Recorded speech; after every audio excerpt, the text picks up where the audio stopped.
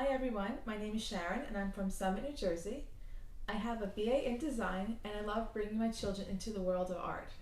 I try and create projects that they can really push their creativity, but that they can do on their own as well.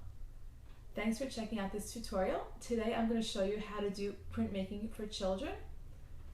All the details will be included from start to finish, including cost, and most importantly, 5% of all proceeds will be donated to the Stuttering Institute in New York City.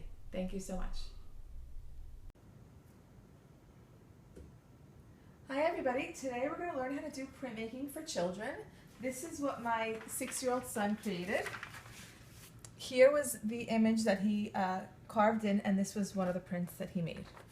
So first off, you're going to need to get one brayer.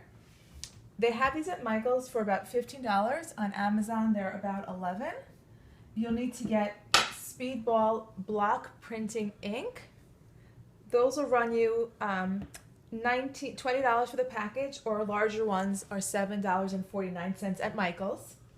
And you'll also need to buy some foam sheets. These are they're 9x6. You can get smaller or larger ones, and they're $8.99 at Michael's.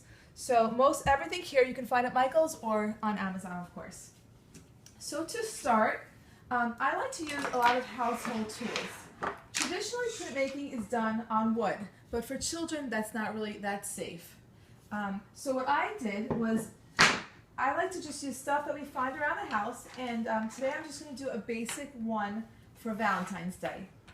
So even pens, anything with a fine point, I'm going to just make a basic heart. Again, anything would work here, and it doesn't need to be perfect. And now my ink ran out, which is fine because all you need is the pressure point.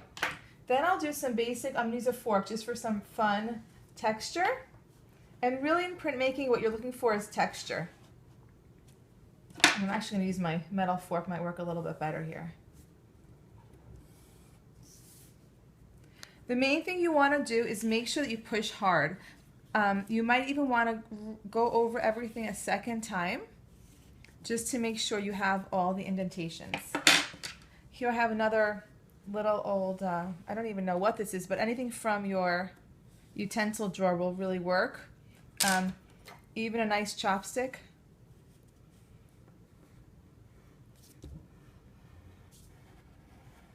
Just to reinforce all the indentations. The one thing you want to stay away from is using words, because when you print make, everything comes across backwards. Okay, now that we have a basic print done on the foam, what I'm going to do now is show you how to get the image to transfer over. Any cardboard is fine. These are just manila folders from the office, but any even leftover boxes are fine.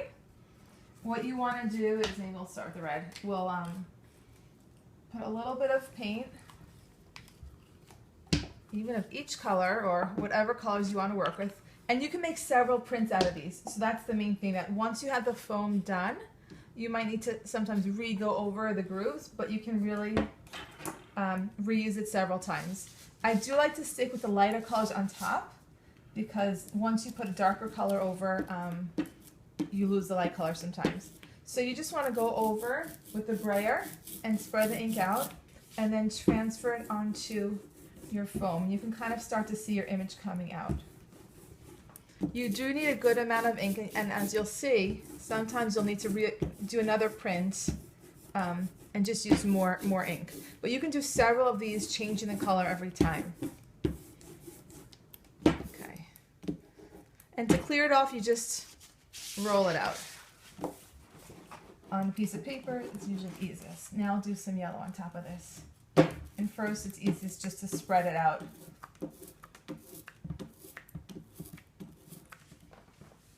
And here I'll do a little yellow here as well. And then the blue should be okay. You can even mix the yellow and the blue, of course, to make green, but just try it out and it's really fun.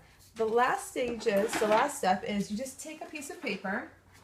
I like to put it on top as opposed to taking the foam and putting it on the paper. I like to leave the foam on the bottom, put the paper on top, And really use your fingers to go over and press down to make sure you get all the image transferred onto the paper. You can do that for about 20 seconds or so. And then once you take that off, you can see how your image transfers. And there you have it, everybody. That's printmaking for children. Hope you and your children have a wonderful time creating art.